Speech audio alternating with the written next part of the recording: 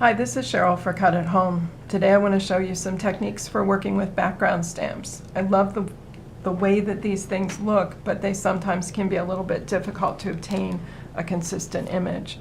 One solution is the Impression Obsessions Mega Mount. It's a large block. It's got a slight curve to it, which gives even pressure while you're stamping. First thing you've got to do is you've got to ink up the stamp, and one problem people have is making sure they have sufficient ink.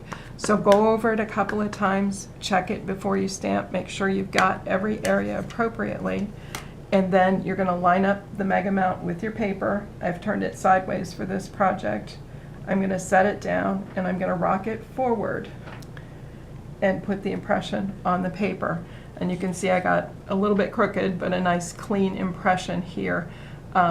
You can also, with this, take a second impression called the second generation stamp.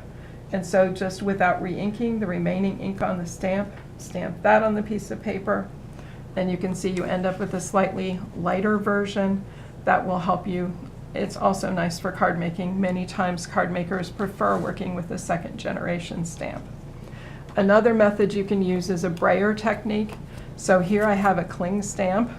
I didn't have a flat block that was big enough for it besides that one, so I often use one of the plates from my Cuttlebug or my Sizzix or any of them. Just make sure it's not a cutting plate that has cuts or dents or that sort of thing in it. Again, you're going to ink this stamp up and make sure you ink it well.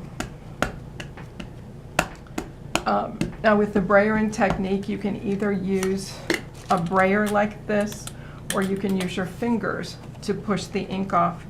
I'm going to use my fingers. Main thing here is to hold the paper securely so it doesn't move on you. Make sure you hit all those areas, and then when you lift the image, you should have a nice clean image. You can see I didn't put enough pressure on down below. I didn't have my paper placed correctly. So I'm going to try this again with that second generation stamp. Pull off the rest of that ink.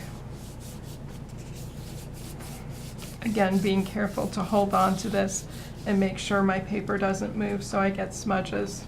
And again, I've got a nice image here. So those are the easiest techniques with the cling type stamps. Now when you have a wood block, you already have something that gives you sufficient even pressure. You're going to sit it down and really push down on all edges of it. Lifting it up for me is the problem, so I've used this cheap low-tech solution. I've just used a little packing tape, run it from one end to the middle, put a little handle on and run it to the end. So you just use that handle to lift it up, and then you don't have trouble with dropping it back down and potentially creating a shadow impression. Thanks for watching.